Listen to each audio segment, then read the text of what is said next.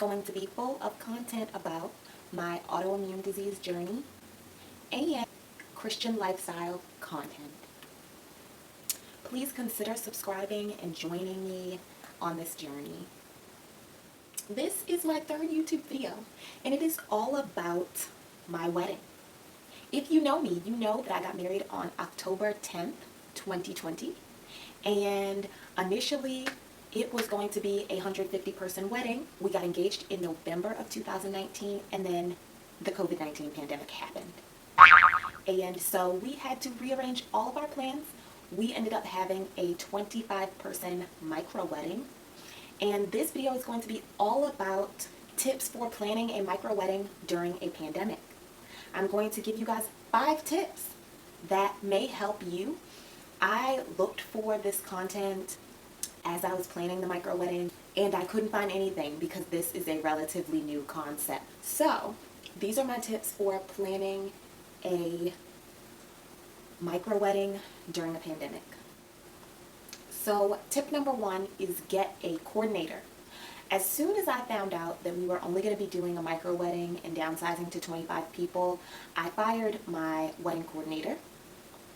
And that is one of my biggest regrets from the wedding, not having a coordinator. Everyone was calling me while I was getting ready, asking me about speaker setup and about where does this go and what do we do with this food because there are no warmers and all of these problems. So I was almost 2 hours late to my own wedding because I had to double as my own wedding coordinator while I was also getting my pre-wedding, getting ready photography done at the same time.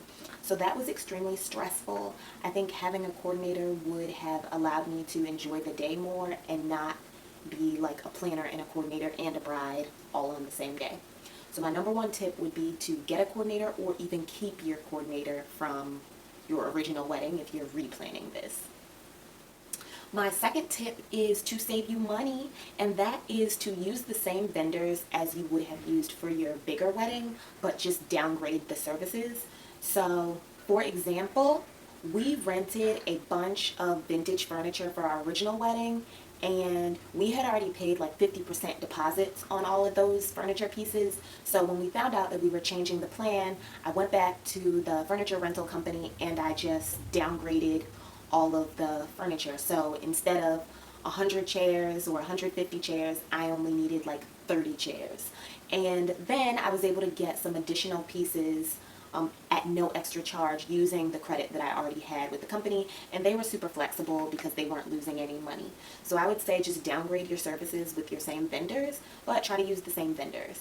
My third micro wedding tip is to get a fancy hotel the night before the wedding. Our micro wedding was supposed to be at an Airbnb, but they had some infrastructure issues, and we found out 2 days before that they would be canceling on us. So we had to find a whole new venue, and there was nowhere to sleep. We would have been sleeping at the Airbnb, but there would be nowhere to sleep at this new venue. So we ended up getting a really, really super nice hotel room at, I believe it was the Westin, and we splurged on the suite for me to have the night before the wedding. And I will say that was one of the best decisions, to have like a super nice hotel to be able to get ready in the day of the wedding. And also to have a sweet, huge, cozy bed to sleep in the night before the wedding. So it really made me feel like I was truly getting married to have a super nice hotel the night before. So treat yourself. My 4th tip is, with the extra money that you save from having a big wedding, use that money to upgrade the aesthetic of your wedding. So use that money to get nicer flower arrangements, or better furniture rentals, or better food. Use that money to create the aesthetic that you want, so that even though you only have 25 guests, those 25 guests are wowed by the detail and the aesthetic of your wedding. We were able to rent yard games with some of the extra money that we saved, so that people could socially distance at our wedding and could have something to do other than just dancing. So that was what we kind of used our extra budget for at our micro wedding. My 5th and final tip for planning a micro wedding during a pandemic is, it's really about after the wedding, it's to take a mini moon. Me and my husband had a vacation to Turks and Caicos planned for after the wedding. However, because of COVID and not wanting to necessarily have to be in masks the whole time, also not wanting to get on a plane at that time, we decided to go to Williamsburg, Virginia, which was only 2 hours away from where we live. It was amazing. We got a really nice condo and we went out to a really, really nice restaurant for dinner, and we spent like 4 days at this resort in Williamsburg, and it was completely worth it. It was needed, and you're going to want to spend time with your new spouse after getting married instead of just kind of going back to work. We do still plan on going on our original Turks and Caicos honeymoon, but we have postponed to next spring so that we can have time for the pandemic to possibly get better, hopefully. So we were able to get our money back from our original honeymoon that we paid for, get flight credits, and we went on a mini moon to be able to enjoy each other before going straight back to work. I feel like this also makes it feel more like you just got married and gives you the time and the space to spend together before just going back to work. I just want to encourage you guys that even though there is a pandemic going on and you may not be able to stick to your original plan, you will be happy that you made the decision to keep your friends and family safe. And there are still so many ways that you can make it really special, even if you are just planning a micro wedding until you can have a bigger wedding, or if this is going to be it for you.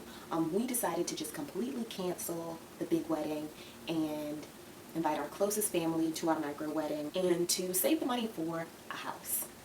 However, I want to encourage the brides out here. It is a really, really difficult time, and I acknowledge that, and I hope that these tips are helpful to you and that you can find a way to make your wedding almost everything that you wanted it to be and that you envision that makes you happy. Thank you guys so much for watching if you watched all the way to the end. If you have any questions about planning a micro wedding, especially as a Corona bride, or if you have and need the advice and are looking to learn something, don't forget to subscribe, and I'll see you in the next video.